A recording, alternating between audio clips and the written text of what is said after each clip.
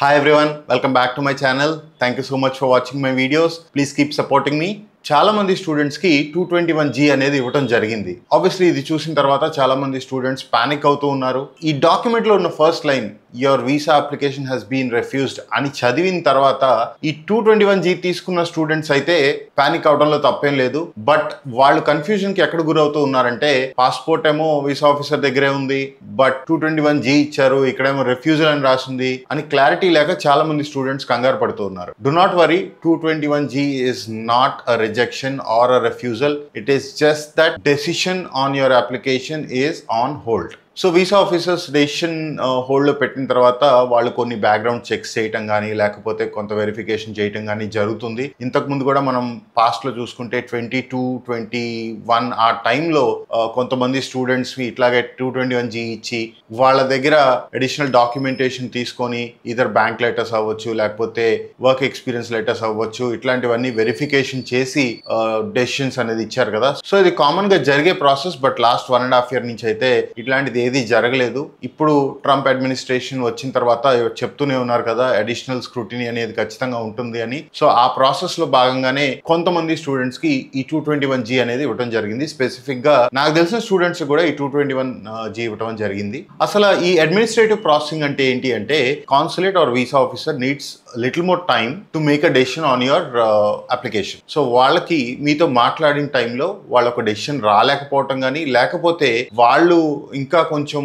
Documentation కావాలి అని అనుకోవటం కానీ లేకపోతే కొంచెం టైం తీసుకొని డెసిషన్ ఇవ్వటం అని అనుకున్నప్పుడు ఈ 221G అనేది ఇవ్వడం జరుగుతుంది. యూజువల్ గా వీసా ఇంటర్వ్యూ టైంలోనే వీసా ఆఫీసర్ చెప్తారు, సో మీ పాస్పోర్ట్ వాళ్ళ దగ్గరే ఉంచుకొని అడిషనల్ గా టైం కావాలని కానీ లేకపోతే మీకు ఒక ఈమెయిల్ వస్తుంది, ఆ ఈమెయిల్ అడిషనల్ డాక్యుమెంటేషన్ గురించి కానీ లేదా వాళ్ళకి ఏదైతే ఇన్ఫర్మేషన్ మీ దగ్గర నుంచి కోరుకుంటున్నారో అది ఈమెయిల్లో మెన్షన్ చేసి ఉంటుంది, దానికి రెస్పాండ్ అవ్వమని మీకు వీసా ఇంటర్వ్యూ టైంలోనే చెప్తారు క్లారిటీగా. ఇన్ కేస్ చెప్పకపోయినా కానీ you do not have to worry, you will definitely get an email if they require additional documentation. So usual గా ఈ అడ్మినిస్ట్రేటివ్ రివ్యూ లోకి వెళ్ళిన తర్వాత అవుట్కమ్ ఏముంటుందంటే ఈదర్ యాక్సెప్టెన్స్ ఉంటుంది లేదా రెఫ్యూజల్ ఉంటుంది. వెరీ రేర్ కేసెస్ లో మళ్ళీ వీసా ఇంటర్వ్యూకి అటెండ్ అవ్వమని కూడా చెప్తారు. So if they ask you to attend for the interview again then మళ్ళీ యాజ్ యూజువల్ గా మీరు ఎప్పట్లానే ఫస్ట్ టైం మీరు వీసా ఇంటర్వ్యూకి ఎలా అయితే వెళ్తారో అలా వెళ్ళి వీసా ఇంటర్వ్యూ అటెండ్ చేయాల్సి ఉంటుంది. సో ఈ అడ్మినిస్ట్రేటివ్ ప్రాసెస్ కి ఎంత టైం పడుతుందో అంటే యూజువల్ గా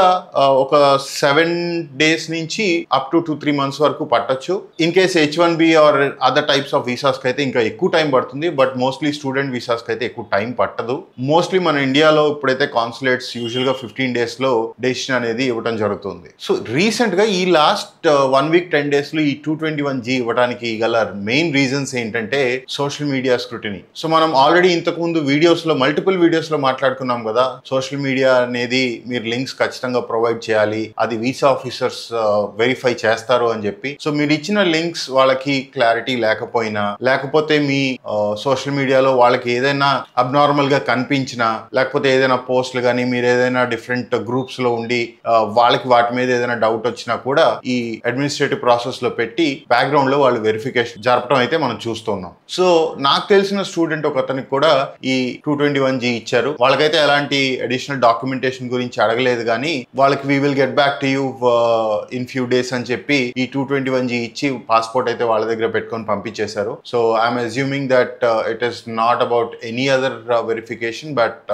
సోషల్ మీడియా. ఎందుకంటే వేరే ఏదైనా వెరిఫికేషన్ అయితే ఖచ్చితంగా వాళ్ళు డాక్యుమెంటేషన్ అవసరం అవుతుంది. So you will get an email about required documents అని మెన్షన్ చేస్తారు. అలాగే నేను ఒక F2 స్టూడెంట్ కేసు కూడా నేను చూశాను. సో వాళ్ళకైతే వీసా ఇంటర్వ్యూ టైంలోనే వీసా ఆఫీసర్ మీ సోషల్ మీడియా అకౌంట్స్ ని పబ్లిక్ లో పెట్టండి, ఇంకా అవి ప్రైవేట్ లోనే ఉన్నాయి, so I'm giving you 221G అని చెప్పారు. సో ఇంతకుముందు మనం ఆల్రెడీ మాట్లాడుకున్నాం కదా, it is mandatory to make your social media profiles public. ఖచ్చితంగా వీసా ఆఫీసర్ కి యాక్సెస్ ఉండాలి, లేకపోతే they won't be able to access and verify your activities కదా. సో ఖచ్చితంగా మీరు పబ్లిక్ లోనే పెట్టుకోండి మీ సోషల్ మీడియా అకౌంట్స్ అన్ని కూడా. ఇన్ఫాక్ట్ మీరు ఎక్కడా కూడా ఫేక్ ఇన్ఫర్మేషన్ ఇవ్వద్దు, సోషల్ మీడియా అకౌంట్స్ ఉండి కూడా లేవని కానీ లేకపోతే ఒకవేళ మీరు ఇచ్చిన అకౌంట్స్ అకౌంట్స్ మీరు క్లీన్ చేసుకోకుండా అట్లా గుడ్డిగా మీరు వీసా ఇంటర్వ్యూస్కి అయితే వెళ్ళొద్దు. సో మీరు వీసా ఇంటర్వ్యూకి వెళ్లే ముందు ఖచ్చితంగా డబుల్ చెక్ చేసుకొని మీ అనవసరమైన పోస్టులు కానీ లేకపోతే ఏ ఉన్నా కానీ డిలీట్ చేసేయండి. They are extremely strict about what kind of students they want to allow in to their country. So దానికి తగ్గట్టుగా మీరు కూడా చేంజెస్ చేసుకొని ఇంతకు ముందు ఎలాంటి అన్నెసరీ పోస్ట్ కానీ లేకపోతే ఏదైనా ఇష్యూస్ ఉంటాయి అనిపించే పోస్టులు ఫొటోస్ అట్లాంటివి ఏమైనా ఉంటే మీరు డిలీట్ చేసేసుకొని ఈ సోషల్ మీడియా ప్రొఫైల్ ని క్లీన్ గా పెట్టుకోండి. ఈ 221G వచ్చిందంటే it is unnecessary time waste, it is also added pressure. ఎందుకంటే వాళ్ళు చాలా లోతుగా వెరిఫికేషన్ చేస్తారు. సో ఇది అసలు మంచి సిచ్యువేషన్ కాదు. So I don't suggest anybody taking the situation light. అర్థమైందని అనుకుంటున్నాను. ఈ వీడియో కనుక మీకు నచ్చినట్లయితే లైక్ చేయండి. అలాగే మీ ఫ్రెండ్స్ ఎవరైనా వీసా ఇంటర్వ్యూకి ప్రిపేర్ అవుతున్నా లేకపోతే యుఎస్ కోసం అప్లై చేసుకుంటున్నా సో వాళ్ళకి ఈ వీడియోని మీరు షేర్ చేయండి. సో దట్ ఎంతో కొంత హెల్ప్ అవుతుంది. అలాగే నా ఛానల్కి ఇప్పుడు దాకా మీరు సబ్స్క్రైబ్ చేసుకోకపోతే సబ్స్క్రైబ్ చేసుకోండి. Thank you so much.